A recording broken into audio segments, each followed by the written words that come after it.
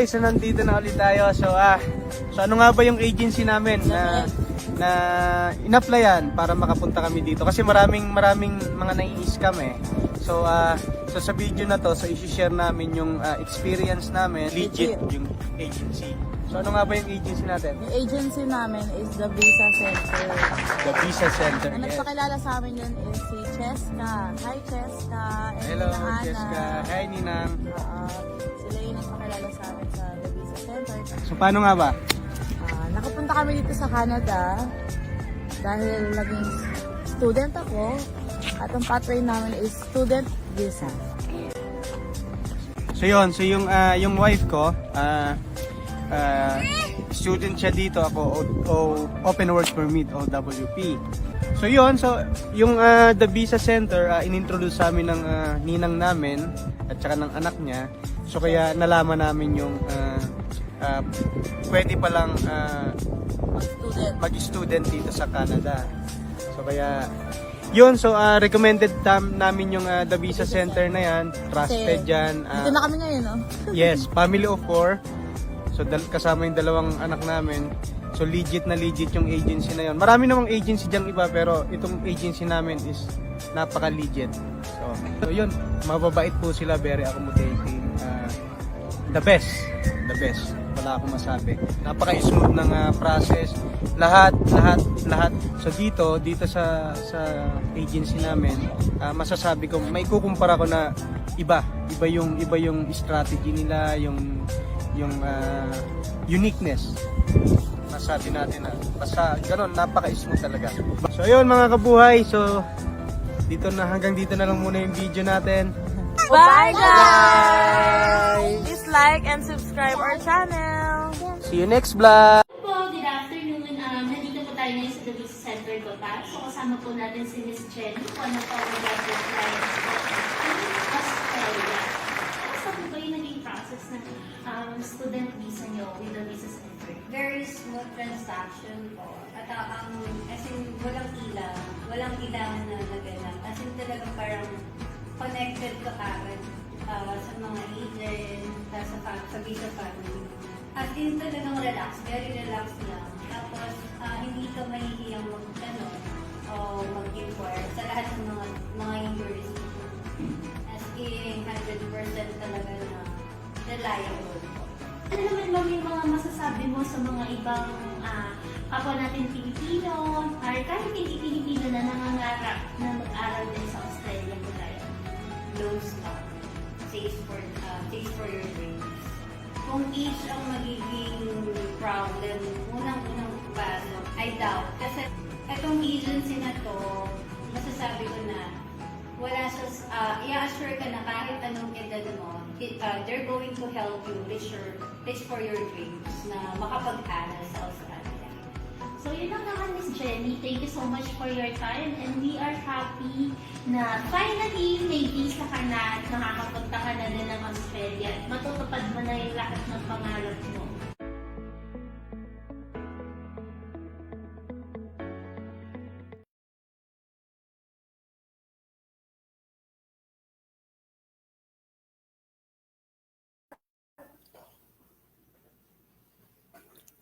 Okay, hello guys. Good afternoon and good morning po sa lahat ng mga nanonood. So, welcome na naman po sa The Visa Center Live. So, dito po, we'll be focusing today for the FB Live ang ating i-highlights natin on student visa program in Canada. So, ano nga ba yung mga benefits of becoming a permanent residency eventually? Kasi since ang student visa pathway is pathway siya per permanent residency din. So, ano ba yung mga benefits na pwede nyo ma-enjoy even naka-student visa pathway pa lang po tayo kay Canada.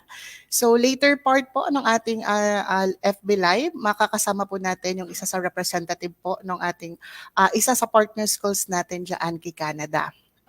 So for now, so kung kayo po is meron mga relatives or friends po dyan na willing po na mag-start ng application or gustong mag-migrate ng Canada, so pwede nyo na silang itag or i-share sa kanila tong live na to. So hindi man nila to mapanood sa ngayon, so yan naman po is nakapost pa rin naman po yan sa mga Facebook pages natin. So kung isa po kayo sa nangangarap na gustong mag-study and makapunta po ng Canada, so yan po, better to start the application na po ngayon na. So if ever po, so yung ipipicture po natin ngayon na partner school, so isa sa mga kilalang school din po sa Canada, and yan po, so yung mga most ng kanilang courses din na ino-offer dyan kay Canada is more on hospitality, so nasa marketing, so sa business, may mga automotive, and then health and wellness po. And then syempre, hindi pa rin po mawawala dyan si IT. So syempre, mga in-demand jobs din po yan kay Canada. So before po natin ipakilala, so yung ating partner school po, so hi po muna tayo sa ating ilang mga viewers. So ayan po, hi po kay, or hello po kay Miss Ems Joy Titular Alba. So ayan. And then, ayan. So hello po sa lahat ng mga nanonood. So yan po, i-share na po natin yung live para mas marami po tayong ma-educate with regards po dito sa ating student visa program po for Canada. So, sa ngayon, hindi na po natin patatagalin pa po yung ating pag-aantay. So ipakilala na po natin yung ating isa sa partner school po kay Canada, which is the Centennial College po, together with her representative po, Miss Leila Lawrence Carlos po, the Philippine Marketing Specialist. Hi, Miss Leila. Hi! Hello po, Miss Desiree, and hello everyone na nanonood po sa live natin today. Kung saan man po kayo panig ng mundo ng Pilipinas, I hope you're all doing well, and despite this, yung changing ng climate natin, umuulan, mainit, I hope everyone is safe po. And yes, I am Leila Lauren Carlos po, Marketing Specialist of Centennial College. Ayan. Kamusta naman, Miss Leila? So currently, saan ba yung location mo, ma'am? Actually, I'm now here in Makati, although work from home din kami, like everyone else. Pero dito po kasi umuulan talaga every afternoon, expected na yon. So, yung mga neighbors namin, pag naglalaba, morning pa lang, very early in the morning, kasi maaraw during morning, and then paghapon, yan na talaga yung ulan, malalakas. Yes, ma'am. So, if ever, ma'am, kasi syempre ngayon, yun nga, papunta na din tayo sa tag-ulan.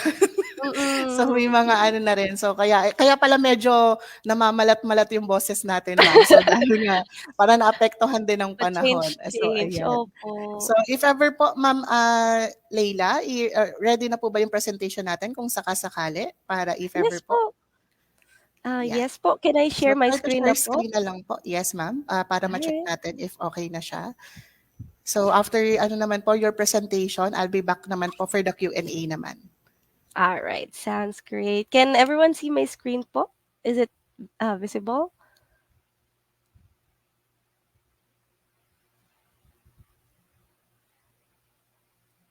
Miss Desiree, visible na po ba yung screen ko, by the way? Yes, ma'am. Clear naman po. Kita naman na yung Clear. screen. Yes. All right. So once again, welcome here at our webinar. Thank you so much for the opportunity to having us here today, especially the Visa Center for inviting us here. And sa lahat po ng nanonood today sa ating webinar this afternoon. And wag na natin patagalin pa, I would like to introduce to you Centennial College. So Centennial College is located in Ontario, Toronto, Canada. So specifically Toronto, this is a province in Ontario, Canada. The most populous province here. Ibig sabihin, marami talagang tao nakatira dito from across the world. And being in Toronto specifically, this is actually recognized as the financial capital here. So para siyang Makati City or let's say BGC, where thousands of opportunities and careers are everywhere. So kahit nag-aaral ka pa lang, you don't have to worry about anything about getting a job because sa labas ng college, marami naghihintay na trabaho para sa'yo. It is also recognized as the best place to live based on the 2015 Economist Intelligence Unit. And this city, Toronto, Ontario, is recognized as the number one fastest growing tech hub in Northern America. And because of this, this city has created more jobs, surpassing Washington, D.C., Seattle combined in 2019. And Centennial College is also one of the Canada's top destinations for international students. It is also recognized as the first and one of the largest publicly funded college in Ontario, meaning this is a public college, but that doesn't mean now we have very limited resources because this is one of the biggest publicly funded here in Ontario, Canada, which gives us the fund to provide state of the art facilities, hands on trainings, excellent teachings that we offer to our students. And not only that, because this is the home of the largest Filipino community. So, meaning to say, halimbawa, pupunta tayo dito sa Canada and we're traveling alone, hindi natin masyadong mafe-feel na malayo tayo sa families natin because everywhere you can see Filipinos walking, Filipinos studying. They have also Filipino stores that will make us feel at home pa rin. So, malalasan kahit papaano yung homesickness natin and yung longing natin sa ating mga family. So, welcome to Centennial College 5 campuses. The main campus is the Progress campus, which is this one in the middle. We also have the Ashton B, the Story Arts Center, Morningside, and the Bombardier Center for Aerospace and Aviation, or also known as Downs View campus. This is the newest one, by the way. So, these 5 campuses are home to 7 academic schools, which are the following: School of English and Liberal Studies, Communications, Media Arts and Design, Community and Health Studies, Engineering, Technology and Applied Science, Hospitality and Culinary Arts, Transportation, and lastly, the Business School. And in case you're wondering, for the accommodation, you don't have to worry about anything because first, we offer our Centennial Place, which is located in the main campus, the Progress campus. This is also exclusive for our students only. So you may visit this link below if you would like to know more about the prices, about the amenities that we offer. But just in case you would like an off-campus housing, meaning sa labas ng college, we have here our Centennial College Housing Facebook page where you can chat with our employees. They will navigate you around the area, check the pricing for you based on your budget, and check the distance for you just in case you are worried about the accessibility. And nothing to worry about, guys, because here in Centennial College, we have 24/7 availability of transport services. This is public transport services.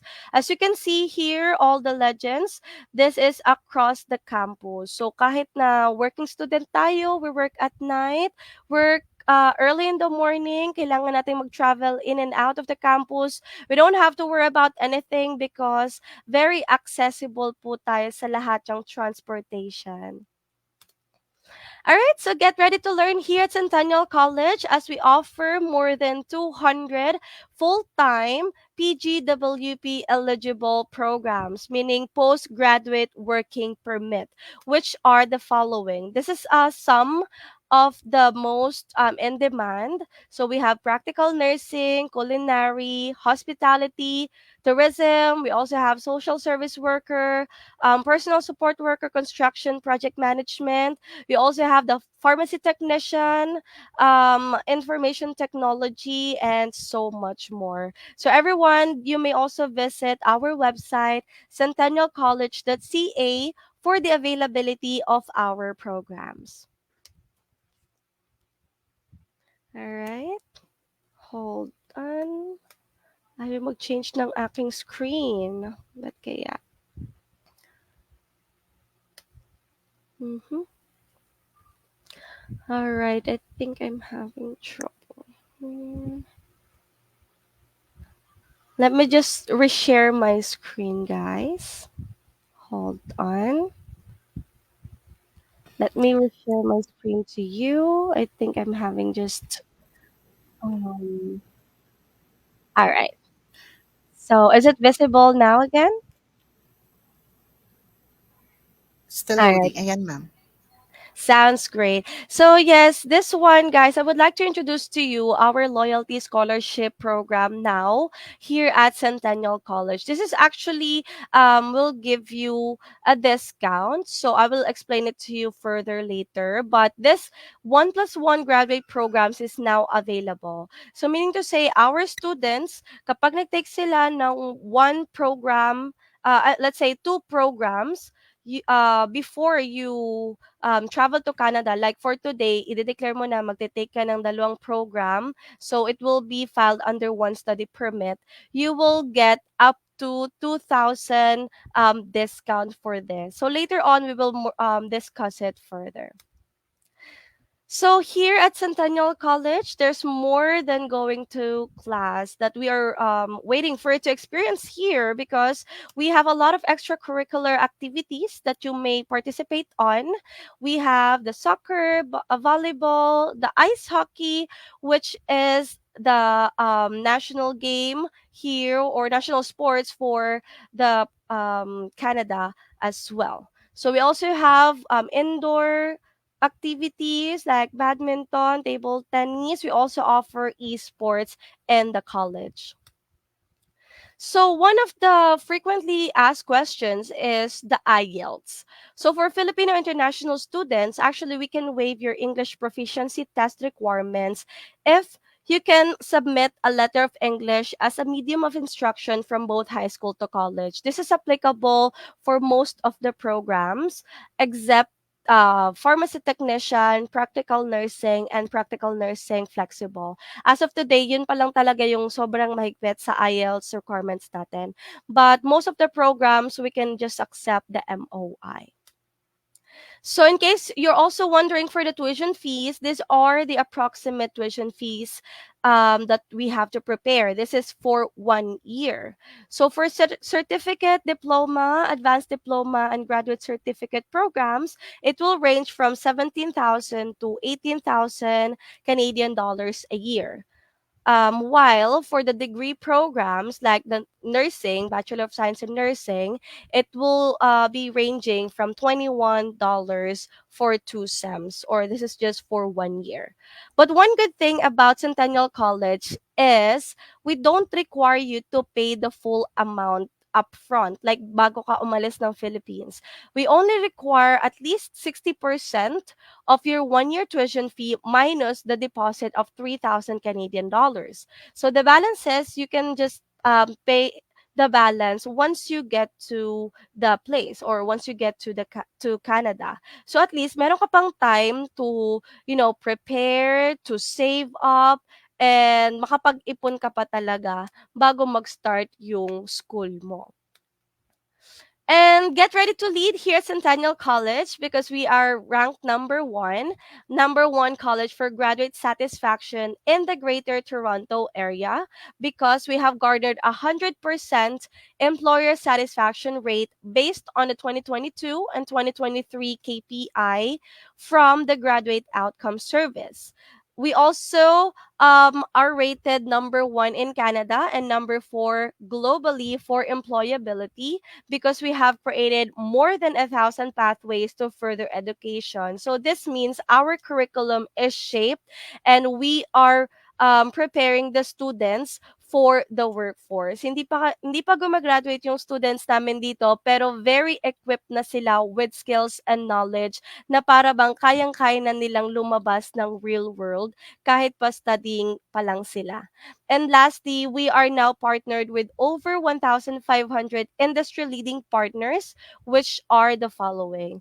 So we also have the Air Canada, we have the City of Toronto, the Facebook, Google, Red Cross, Samsung, we also have Ford, and so much more. So, yung mga students namin, hindi na sila nag-aalala kung ano ba yung field na tatahakin nila, anong companies yung pag-a-apply nila kasi andito pa lang sila sa school, na-offeran na sila ng mga different companies, ino-offeran na sila ng job para bago sila gumraduate, ready na sila agad.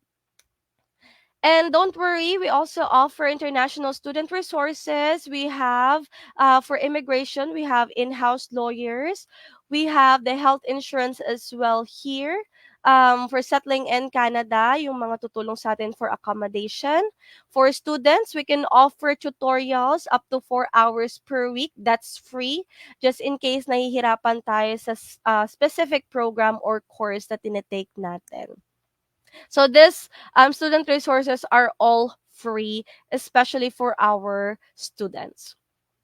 So that's the end of my presentation. I hope you learned a lot about Centennial College, and don't hesitate to message to reach out to the Visa Center just in case you are having questions, inquiries, so that they may also help you out. So once again, I am Leila Carlos from Centennial College.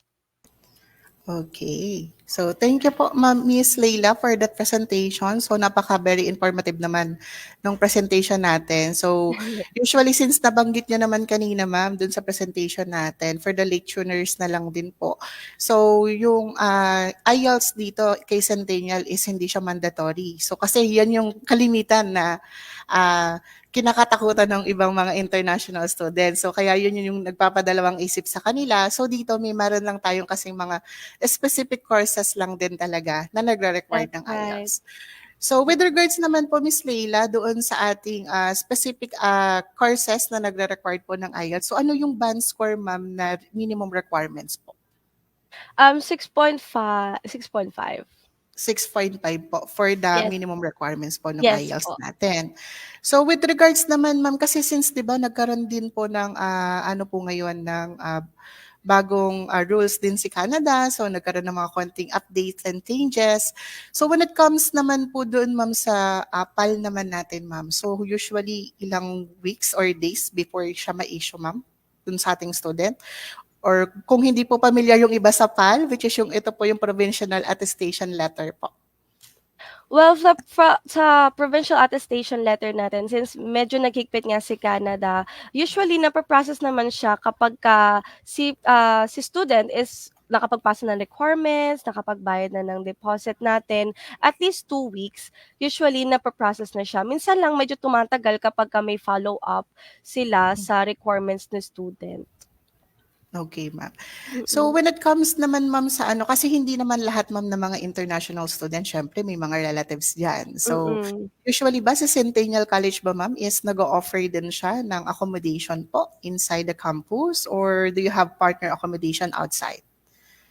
Well, for the accommodation, Miss Desiree, actually, we have our parang dormitory, the Centennial Place, inside the campus. That is actually for Centennial students lang sila, exclusive. So, meron doon, depende kasi sa price range eh. Minsan kasi nagva-vary siya kung gaano ka big yung space, kung ilang silang tao sa loob. But we also have partnered housing community outside the college. So, actually, cheaper yon than staying inside the campus. So, in case medyo, syempre, nagtitipid tayo ng budget, nagsisave tayo, mas prefer ng students natin magstay off campus. But that's perfectly fine kasi nga po, as what I've mentioned earlier, guys, very accessible si Centennial College po sa lahat ng campus natin. So, wala tayong aalalahanin if we have to travel in and out. Okay, ma'am. So with regards naman, ma'am, sa airport pickup, do you offer also an airport pickup po, if ever, for international student? Well, for airport pickup, ma'am, it is actually communicated directly na po sa office natin, sa school mismo. Minsan, nakakapag-set po tayo ng mga airport pickup. Pero kapag by group talaga, like maraming people. Pero pag pa isa-isa, medyo kailangan natin sila kausapin muna if available. Opo. Ma'am. Sige, ma'am. So when it comes naman sa age limit, ma'am, kasi malimit, ito yung mga tinatanong ng iba, kasi yung iba, ma'am, syempre parang mga ngayon lang nila na pag-isipan na parang, gusto ko na palang i-push na mag-international student kay Canada, pero ito na yung age ko eh. So pwede pa kaya ako? May age limit ba sa Centennial College, ma'am? No, wala talagang age limit here, ma'am. Kasi binibigyan natin ng chance yung mga students natin, yung mga tao na i-pursue kung ano yung gusto nila, and it's never too late to pursue your dreams. Yes. So yun naman yung maganda ma'am 'no, kay Centennial kasi nga Yes. 'di ba, merong mga iba na late na talaga nila na-realize na parang, gusto ko na talagang pumunta ng Canada, gusto ko mag-settle din dun eventually. So Mhm. yan. And then, if ever ma'am, with regards naman dun sa admission ma'am natin, meron Mhm. kasi din tayo na yung mga ka-age ko na hindi na Mm. umabot sa bagong curriculum, which is yung sa old curriculum natin Mm. before. So ina-accept ba yan siya ni Centennial ma'am? Well, for the old curriculum graduates natin, at least maka-take sila ng 2 years sa college. It doesn't have to be graduate talaga sila. So it's either mag-take sila ng senior high para sa new curriculum, maka-graduate sila doon, or at least 2 years lang po sa college. And then goods na sila. Okay po. So, Mhm. sa ngayon ma'am, meron tayong questions dito from one of our viewers, si Ma'am Mhm. EJ Balahadja. So, can we bring our family while on student visa? Mhm. Well, for that po, actually yes naman, kaya lang kailangan din nila talaga magpasa ng requirements. Medyo mahigpit Mm. kasi si Canada po talaga, kaya ayun. So, yan nga po. So, with regards naman dyan sa family po, Ma'am AJ, so, Mm. pwede talaga ma'am na i-bring naman Mm. natin yung ating family dyan. Family. Ang kagandahan din kasi kay Canada ngayon sa, di ba, kahit na naka-student visa ka, yung isa sa benefits kasi ng student visa or international student in Canada, so syempre free education yung bata. That's So kung right. may bata kayo na below 18 years old na nag-aaral, so free education siya kahit naka-student visa pathway pa lang kayo kay Canada. So if Mhm. ever po Ma'am EJ, kung saan man po kayong page po nanonood ngayon, message nyo na po yan. Naka-standby po dyan yung team natin or yung ating mga consultant po to address your inquiries po if ever po. Then ito pa po yung sa ating questions, ma'am. Ilang months po yung processing para makapunta po sa Canada? Kay Well, Vine Diva Ventures. well, actually diyan, Miss Vine Diva, that's actually case-to-case basis. Meron kasi talagang iba, sobrang bilis ng process. Pagkapasa na requirements, magugulat sila, "Uy, may acceptance letter na ako." Yung iba naman talaga, it takes a little while. So, pero let's say 3 months po ba, Miss Desiree? Usually sa clients natin, 2 to 3 Yes, ma'am. months? But actually, ma'am, with regards naman kasi dun sa time Mm. processing naman natin, is nakadepende pa rin yan sa kanila eh. Mm. So, That's syempre, right. kung the more din na mabilis sila makapag-provide ng requirements na kakailanganin for their application, mas mabilis din natin sila Mabilis. maipaprocess. So, kung medyo Mhm. nagtatagal sila ng kaunti, so medyo madidelay din ng kaunti yung process natin. But when it comes dun sa nakasubmit naman na dun yan sa ating visa naman po, so aantayin lang talaga natin siya. But Mhm. actually, good thing naman po kay the Visa Center din.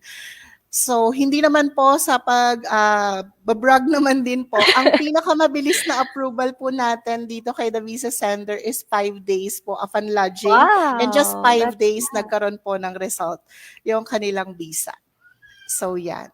So, kung may that's mga questions pa po or clarification, feel free to comment na lang din po dyan if ever po kung may mga questions pa po tayo.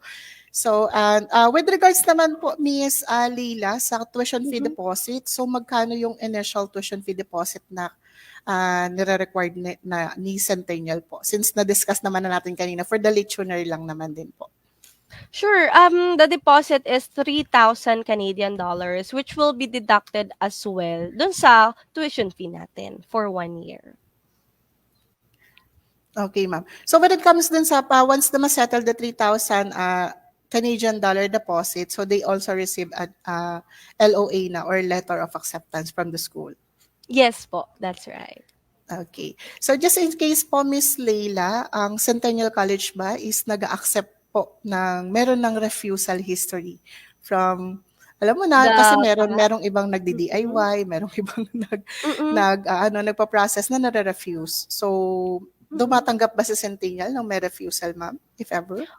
Opo, actually nagbibigay pa rin naman talaga tayo ng chances kasi ang mahigpit lang po talaga sa'tin is 'di ba po nag-i-issue tayo ng PAL, Yun lang talaga yung medyo tricky sa part ng application. Pero kahit pa may refusal, tinatanggap naman po ni Centennial College. Kahit makailang retry pa si student, as long as hindi naman siya, wala naman siyang offense, criminal offense, tatanggapin naman siya ni Centennial College. Yes, ma'am. So, yun po. Yun ang kagandahan kay Centennial, no? Kahit na Mm. merong refusal tayo from our history ng refusal, Mm. tumatanggap pa rin sila. Kasi yung iba, yun yung nagiging, ano din nila questions nila na, paano kaya yun, nagkaroon ako ng refusal, pwede pa kaya akong mag-apply ulit?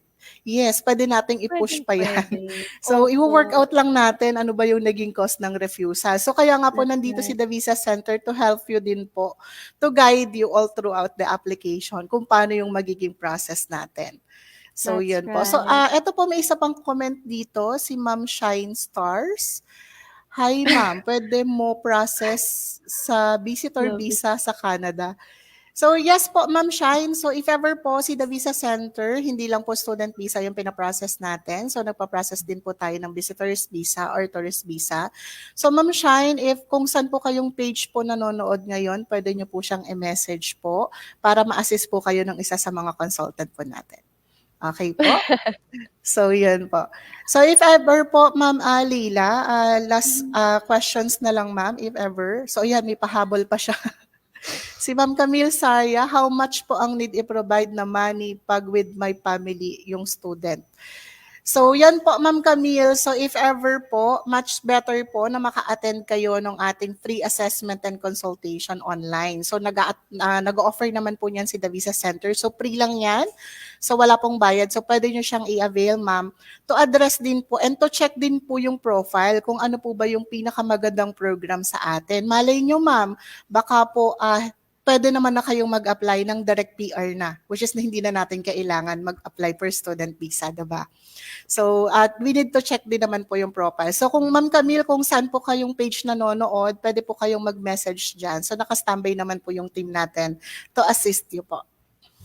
So, and then ito may follow-up din po ulit to si Ma'am Shine Star. Family visit the The reason rest my doon. The husband reason my husband has terminal illness, terminal disease, illness. or Okay, thanks. An- I think may parang naguluhan pinagdadaanan ako. si Miss Shine, pero Miss Parang, Shine do ayun po. I parang think, naguluhan ako dun sa, hindi ko alam kung may yung husband ba niya na gustong mag-tourist doon is merong or may meron siyang husband sakit. sa Canada na may sakit na gusto niyong puntahan, parang ganon. Hindi ko din sure kung ano po yung ni Ma'am Shine. But if ever Ma'am Shine, mas maganda po na message na para at least ma-check natin na yung kung ano yung magiging possible pathway po para dun sa atin kung sakasakali po. So yan. So if ever po may ayan, si Sir Dave for student visa lang po ba to? So yan po, si Sir Dave Wilson Calub. So hindi lang po student visa yung pinaprocess natin dito kay The Visa Center. So dito po nagpa-process tayo ng permanent residency and tourist visa din po ni Canada. So better po na mag-message kayo sir if ever doon sa ating page po kung saan kayo nanonood para kung sakasakali po yun ma-address natin kung ano ba yung pinaka-best na doon sa profile po natin. Kung sakasakali. Paano po yung process kapag employed na as engineer? Employed po kayo sir ng engineer po dito po ba sa Pilipinas or sa Canada na? So saan po ba yan? So kung ang inaano nyo po sir is working visa, si The Visa Center po, hindi tayo nagpa-process po ng working visa. We only process permanent residency, student, and tourist visa po ni Canada. So yan. So, paano po si husband mag-working visa and pregnant wife student visa? So, yun. Actually, dito naman po, ma'am, sa student visa naman ng Canada, may mga cases naman din tayo na ganyan na during studies, since syempre, kasama yung asawa, hindi naman yun maiiwasan. Meron naman pong na ganyan na nabuntis talaga yung asawang babae habang naka-student pa lang siya kay Canada. And doon din siya nanganak sa Canada, if ever po.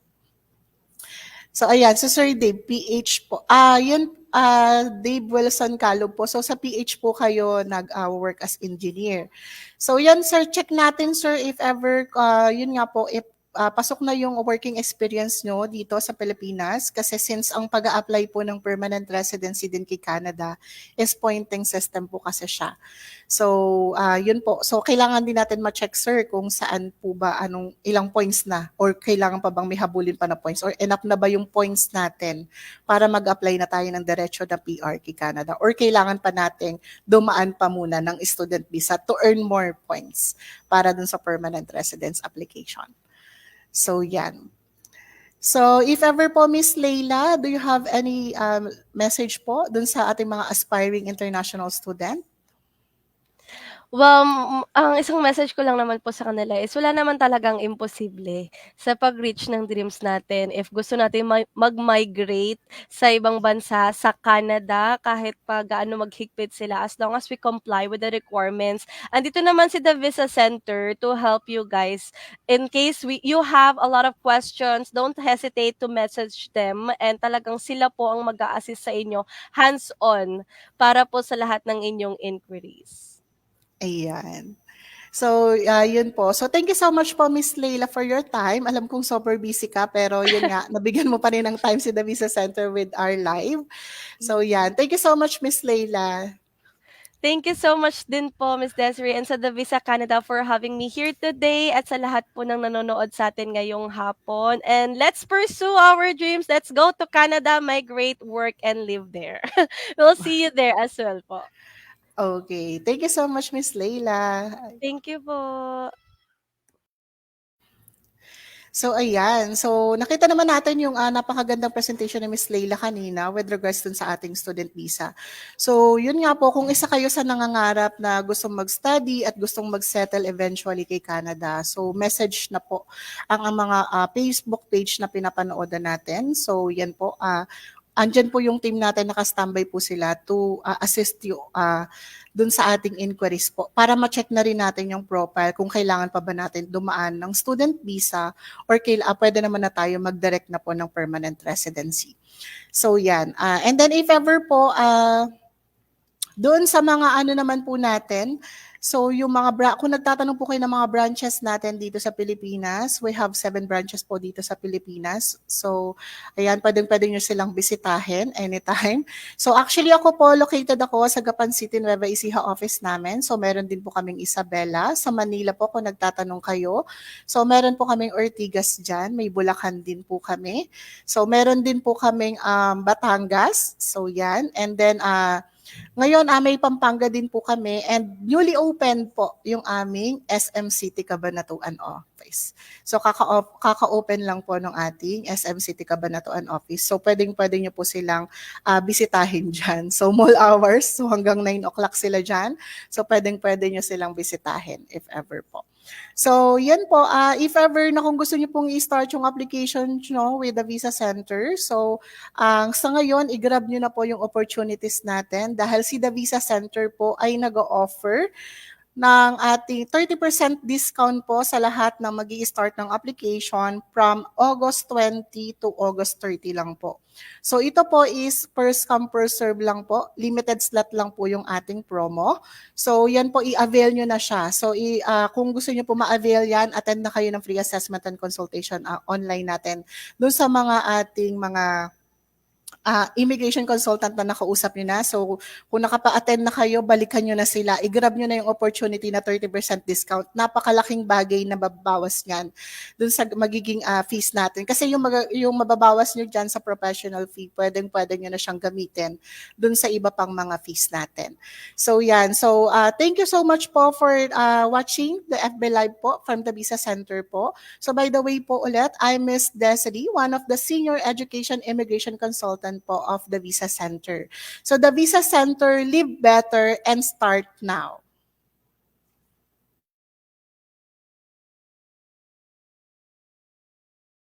Hello guys! Ayan, kasama po natin si Miss Christina. Ayan, student visa granted po sa Australia. Yay!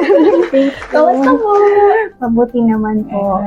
Kamusta naman po yung pag-process po ng application natin?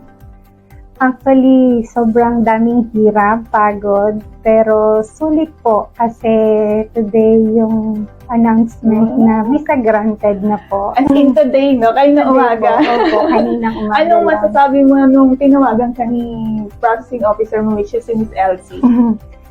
Nung nag-ring po yung phone ko at nakita ko po yung name ni Miss Elsie, bigla po akong kinabahan at naiyak agad. Sabi ko sana yun yung positive outcome. Naiiyak ako. Yan lang, no? Yun. And ayun po, biglang sabi ni Miss Elsie, kailan ka pupunta dito? At yung boses po niya is masaya.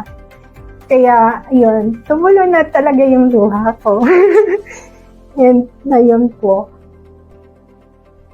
nung pagkakasabi niya, Ma, visa granted ka na. Ayun, pinigil ko lang po talaga yung iyak ko, pero sobrang dami ng luha ko. Pangatlong beses na nami-relodge si Miss Christina. Yeah. Ibig sabihin nun, hindi siya napagod kasi ang application natin sa Visa Center, no expiration. So hanggat gusto mo pang ipush natin yan. So si Miss Christina, hindi siya napagod na i-continue yung application niya kahit twice po siya na-refuse. Ayan. So, thank you ma'am sa trust niyo sa Visa Center. And congrats sa new journey niyo. Kailan po i-exit mo? September 9. Malapit na. September 9. Almost, sakto 1 month! Sakto 1 month. Ang galing naman. Opo. So, ano po yung mga masasabi niyo sa mga aspirant clients po natin na gusto ding mag-pursue sa Canada at saka sa Australia po? Sa lahat po ng gustong matupad ang kanilang mga pangarap sa Canada o sa Australia, magtiwala po kayo sa Visa Center. Napaka-emotional kasi po sobrang matulungin sila at lahat gagawin nila para matupad niyo yung pangarap niyo. Ngayon. So, maraming salamat din po sa walang sawang pag-trust po. Yun ma'am. Thank you po.